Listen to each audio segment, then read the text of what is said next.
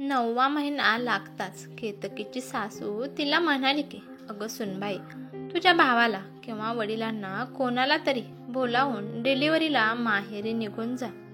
तिथं तुझी आई आहे, बहिणी आहे, दोघी पण मिळून तुझी खूप चांगली काळजी घेतील. मी इथे एकटी काय काय करू? मी पूर्ण घर सांभाळू का तुझ्याकडेच लक्ष देऊ?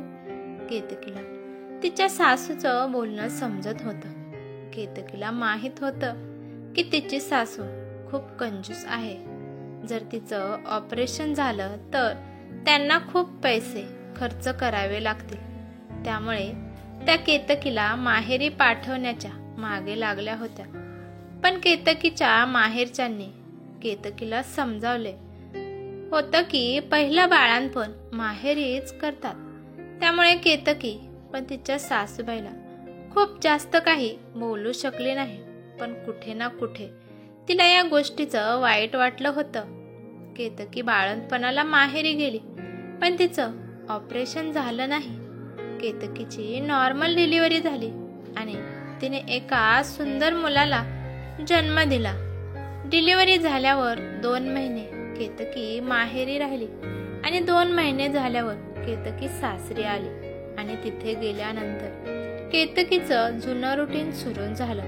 दिवसभर केतकी काम करत असायची. तिला बाळासाठी वेळच भेटत नव्हता. दिवसभर केतकी मोलकरणीसारखं काम करत होती आणि काम करत करत तिला बाळाला पण सांभाळावं लागत होतं. तिची सासू तर बाळाचं काहीच करत नव्हती. बाळाला जन्माला घातल्यानंतर शरीरात किती कमजोरपणा येतो हे काही जणांना समजत नाही.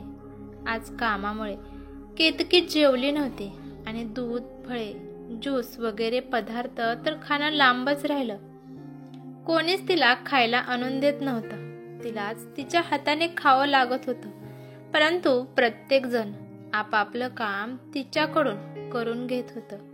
केतकीच्या बाळाला जेव्हा 6 महिने पूर्ण झाले तेव्हा तिच्या बाळाचं बारसं करण्याचा तिच्या सासूने ठरवलं. आणि बारसं करण्यासाठी खूप खर्च होईल.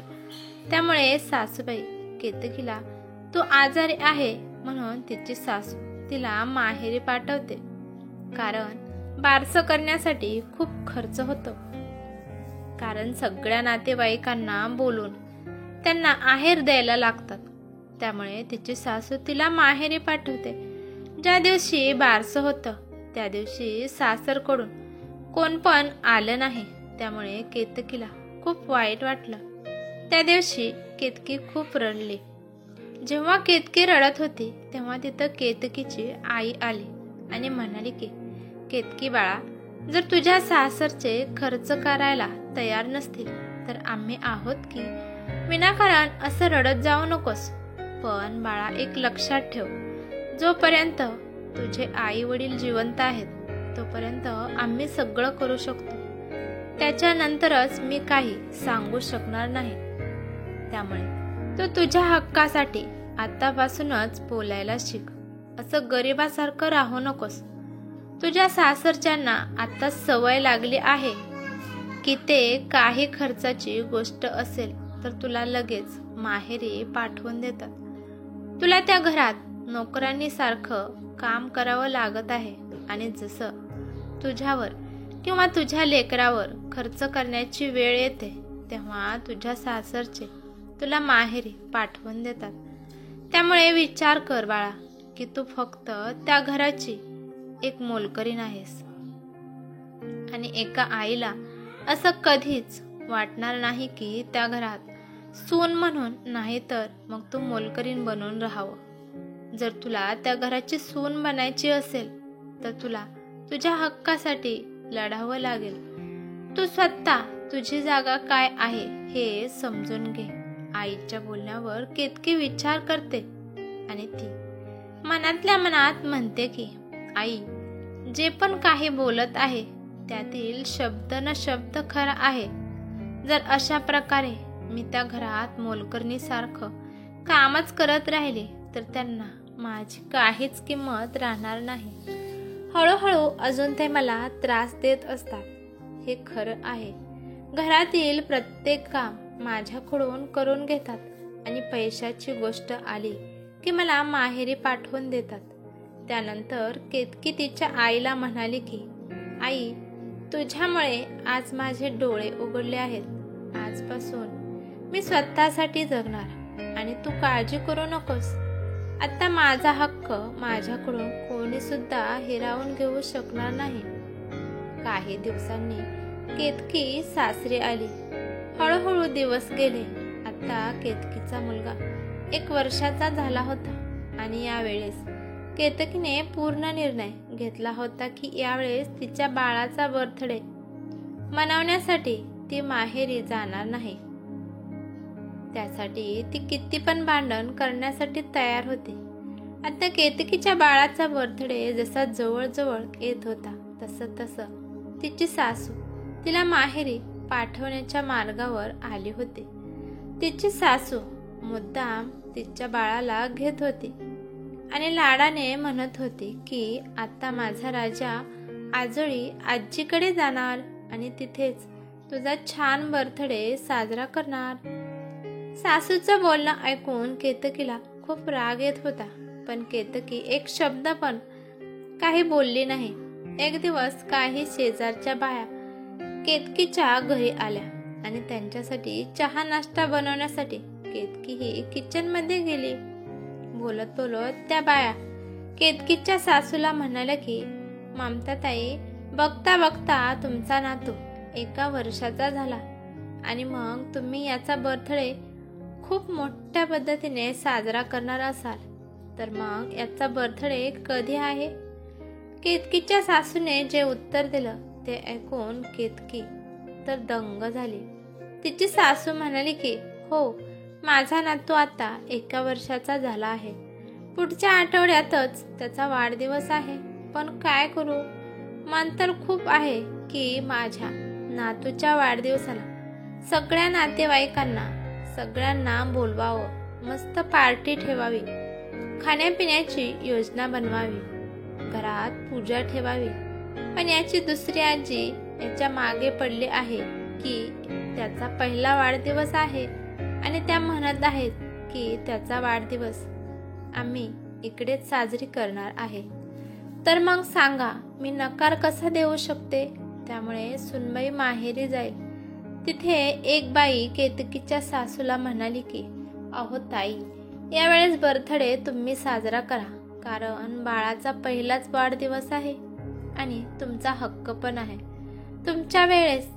पुढच्या वेळेस वाढदिवस त्यांना साजरा करू द्या. तुम्ही असं सरळ सांगून टाका. त्या बाईचं बोलणं ऐकून केतकीच्या सासूची बोलतीच बंद झाली. त्या फक्त म्हणाल्या की हो, बघते की काय होतं ते. सासूचं बोलणं ऐकून केतकीला तर खूप राग येत होता. तिला वाटत होतं की आत्ता जाऊन काहीतरी बोलावं. तेव्हा तिला तिच्या आईचं बोलणं आठवलं. कसं तिने तिच्या आईला सांगितलं होतं की स्वतःच्या हक्कासाठी बोलायचं, जिथे चुकतं तिथे बोललंच पाहिजे. तिने विचार केला की आज जर ती काही नाही बोलली तर ती कधीच काही बोलू शकणार नाही आणि आता एवढी मोठी संधी चालून आली आहे, त्यामुळे बोललंच पाहिजे असा ती विचार करते. मनातल्या मनात पक्का विचार करत चहा घेऊन केतकी बाहेर आली. केतकीने सगळ्यांना चहा दिला आणि मग ती तिथेच एका जागी उभा राहिली. त्यातील एक काकू केतकीला म्हणाले की अगं केतकी, तू सारखं माहेरी जाऊन सेलिब्रेशन का करत असते? आमचं पण मन होतं की तुमच्या खुशीमध्ये सामील व्हावं, पण तू तर प्रत्येक वेळेस माहेरीच सगळं साजरा करत असते. कमीत कमी बाळाचा वाढदिवस तर इथे साजरा करू दे. अगं, तुझ्या सासूचं एवढं मन आहे की त्यांच्या नातवाचा वाढदिवस इथं साजरा करायचा आहे, तर मग तुझ्या माहेरच्यांना सांग की यावेळेस वाढदिवस आम्ही इथेच साजरा करणार आहे. तुझ्या माहेरच्यांमुळे तुझी सासू त्यांचा आनंद साजरा करू शकत नाहीत. तुझ्या सासूचं मन किती तुटलं असेल. पहिलाच नातवाचा वाढदिवस आहे आणि सून त्याला घेऊन माहेरी जाणार साजरा करायला? बघ, तुझ्या सासूचा चेहरा किती बारीक झाला आहे. काकूंचं बोलणं ऐकून केतकीची सासू मुद्दाम तोंड नाराज करून बसली. केतकी मनात विचार करते की सासूबाई अशा बसल्या आहेत की खरंच त्यांना माझ्या बाळाचा वाढदिवस साजरा करायचा आहे आणि माझी आई त्यांना इथं त्यांच्या नातवाचा बर्थडे साजरा करू देईना. काकू, असं काही नाही. माझी आई जास्त जबरदस्ती करत नाही. जर खरंच सासूबाईचं मन आहे की त्यांच्या नातवाचा वाढदिवस इथेच साजरा करायचा, तर मी तुम्हाला आज सांगते की माझ्याकडून आणि माझ्या परिवाराकडून पहिले निमंत्रण मी तुम्हालाच देते की तुम्ही बाळाच्या वाढदिवसाला सहपरिवार सहभागी व्हा. आणि जसं सासूबाईंचं म्हणणं आहे की घरात पूजा पाठ, सगळ्यांना जेवण, नातेवाईकांना, शेजाऱ्यांना सगळ्यांना बोलवायचं, तर त्यांच्याच मनाने सगळं होईल. त्या जे काही म्हणतील तसंच घडेल आणि मी माझ्या आईला सांगेल की सासूबाईंचं किती मन आहे त्यांच्या नातवाचा इथं वाढदिवस साजरा करण्यासाठी. असं बोलल्यावर केतकीची सासू मोठमोठे डोळे करून केतकीकडे पाहू लागले. त्या काकू केतकीच्या सासूला म्हणाले की बघितलंस का ममताताई, तुमची सून किती समजूतदार आहे. तिला तुमचं दुःख कळालं. आता तुमच्या नातवाचा बर्थडे इथेच साजरा होईल. आता तरी खुश व्हा. आता हा नाराज चेहरा काढून टाका आणि आतापासूनच नातवाच्या वाढदिवसाची तयारी करा. आम्हाला तर आतापासूनच आमंत्रण मिळालं आहे. असं म्हणून त्या सगळ्या हसू लागल्या. त्या काकूसोबत केतकी पण हसू लागली आणि तिरक्या नजरेने एकदा ती कटाक्ष तिच्या सासूकडे टाकत होती. केतकीच्या सासूची हालत अशी झाली होती की जणू कोणी त्यांना लुटलं आहे. आज केतकीची सासू त्यांच्या जाळ्यात चांगली फसली होती. मजबुरीने केतकीची सासू आता काहीच बोलू शकत नव्हते. त्यांना त्यांच्या नातवाचा वाढदिवस धूमधडाक्यात साजराच करावा लागला आणि घरात पूजा पाठ पण ठेवली आणि त्यासाठी पण खूप पैसे खर्च झाले. पण बाळाच्या आनंदाच्या पुढे या पैशाची काहीच किंमत नसते.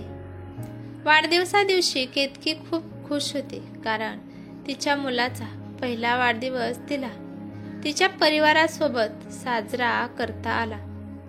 ही कथा कशी वाटली ते मला कमेंट करून नक्कीच सांगा. कथा आवडली तर लाईक शेअर नक्की करा आणि चॅनेलवरती नवीन असाल तर चॅनेलला सबस्क्राईब करा. धन्यवाद.